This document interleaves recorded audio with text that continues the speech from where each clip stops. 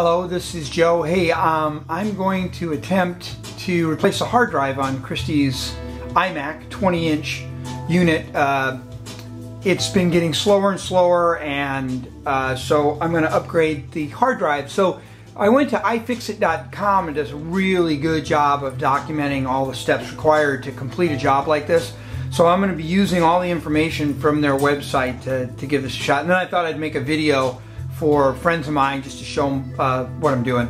So first thing I need to do to get started is I need to remove the access panel for the RAM chips. So it's a Phillips head screw right here. You just loosen it, and then after it's loose, you just use a small screwdriver to pop it off, and then place it.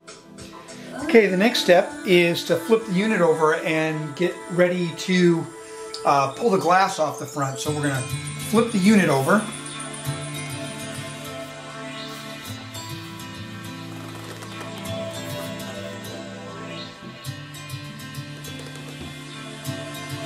And let's see, let's get this guy closer.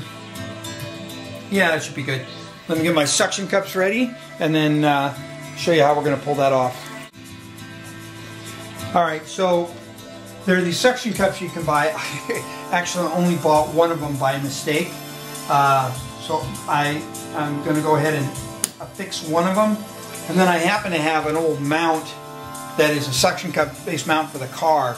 Should do the same trick, so I'll just mount that guy on there. Now I've got them both on there. So my understanding is that there's 8 magnets and some pins that are holding this in place. So all I'm supposed to have to do is pull up on this carefully straight away, and it should pop off. So let's find out. Yep, that's true. So that looks pretty good. Just going to place it here to the side. And now that that's off, it exposes the bezel and the screws that actually hold this in. So that's the next step. Let me start pulling those off. Okay, in regards to pulling the screws, I have 8 13mm and 4 25mm Torx T8s. They're all around the edges, and so I'm going to pull each one of those separately and then put them somewhere where I don't lose them. All right, so I'll remove those and I'll show you what it looks like. Okay, now it's time to remove the bezel. So it's got like a magnetic feel to it. Something's holding it down, but I just lift it off carefully from the top and then work the bottom out. And then I have one connection, which is a microphone at the top. So just rest this here. Let's see if I can pull that apart. Now the bezel is removed. I can place it to the side. And that exposes another set of screws for the actual display. That's next. You know, the cable that need to be loosened here. There's also one more cable over here. LCD temp, which has to be removed. And okay, so now there's a total of 8 T8 screws that have to be removed from the unit. There's 1, 2, 3, 4, 5, 6, 7, 8. So let me pull those off and let's see how it looks. Okay, now the 8 screws have been removed, so what I'm going to try to do is lift this thing up. I had already started to before I filmed, and I found that this one cable that connects to the LCD temp needs to be, you have to be careful and make sure you clear it away.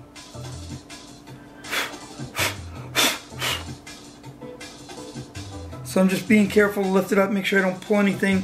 And now I can see why I had to remove this one cable. This guy, these are the 2 guys that have to move out of the way so I can get to the hard drive. Here's the hard drive right here. So, since that's all I'm changing, I'm going to go pick up something that I can mount here just to hold this out of the way. That way I don't have to remove this unit, because there's no reason for me to pull any more connectors or pull anything else out, since all I need to do is get clearance to the hard drive.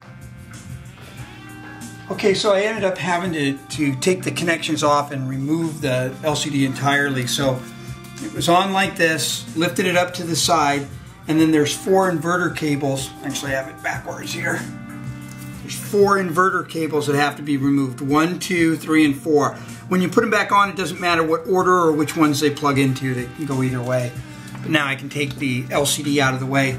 Now I'm exposed to the guts, including if I was going to be changing out the DVD burner, it's right here, and here's the hard drive. So this thing is really in there. I had to really pull hard to break this thing loose.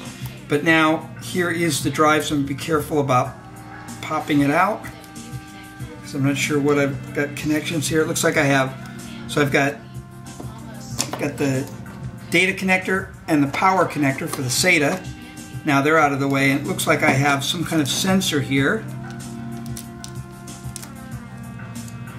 This guy here, which I'll put to the side, but I got to put it back on the new hard drive. Looks like about it. So here's the drive. Here's the old drive. Very light, cheap feeling. All right. So I have two pins on this side and two. Let's see what size this is.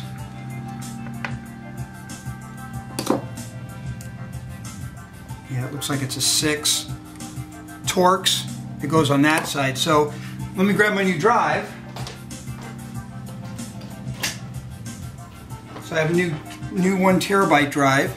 I'm just going to lay it right next to it and swap out the hardware. So I'm going to see if I can do these at the same time as I position this. Make sure I have everything out of the way.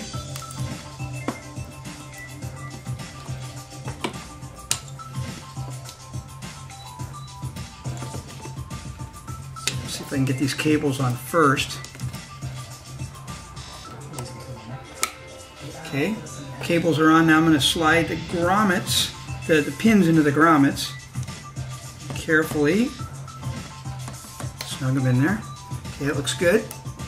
And then pop the drive in there, nice and solid.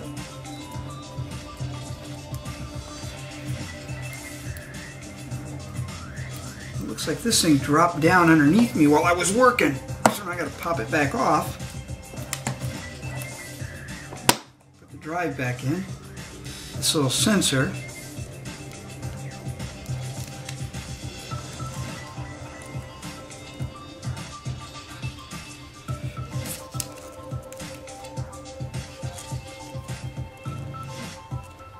Okay, looks good.